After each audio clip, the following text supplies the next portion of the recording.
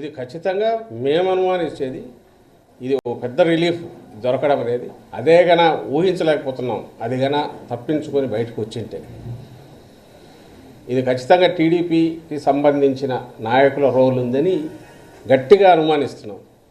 మామూలుగా అయితే relief feel అయ్యేవాళ్ళం. అయితే వాళ్ళ ఉలికిపాటు చూస్తుంటే, వాళ్ళు దాన్ని తెచ్చి మా మీద వేయాలని చూస్తుంటే, ప్రభుత్వం మీద వేయాలని చూస్తుంటే, వైఎస్ఆర్ కాంగ్రెస్ పార్టీ మీద నింద వేయాలని చూస్తుంటే ఇప్పుడు అనిపిస్తుంది వీళ్ళు తప్పించుకోవడానికే మా మీద నింద వేస్తున్నారని. దీని వెనక ఖచ్చితంగా చంద్రబాబు నాయుడు, ఆయన కొడుకు, ఆయన వదిన పురంధేశ్వరి, వాళ్ళకు సంబంధించిన వాళ్ళు, ఆ గ్యాంగ్ ఎవరో ఉన్నారనేది గట్టిగా అనుమానిస్తున్నాం. ఆ మేరకు కన్సర్న్డ్ ఏజెన్సీస్ కూడా మేము పిటిషన్లు పెడుతున్నాం. ఐ థింక్ సిబిఐ యాంగిల్లో కూడా చూడాలని మేము భావిస్తున్నాం. సార్ అంటే ఈరోజు డ్రగ్ కేసు టెస్ట్ కేసు చూస్తూ ఉంటే టీడీపీ వాళ్ళతో లింకప్ అయి ఉన్న ఫోటోలన్నీ కూడా బయటకు వచ్చినాయి. మొన్నేమో పవన్ కళ్యాణ్ ఆంధ్రప్రదేశ్ని డ్రగ్ క్యాపిటల్గా మార్చేసారు ఆయన. వీళ్ళు గ్రౌండ్ ప్రిపేర్ చేసుకుంటున్నారు. మీరు గమనిస్తే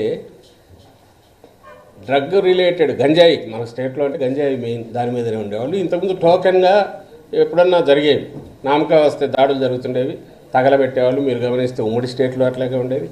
అలా ఇంకా టీడీపీ హయాంలో అయితే అది మామూలు మన పంట మాదిరి పండించినారు.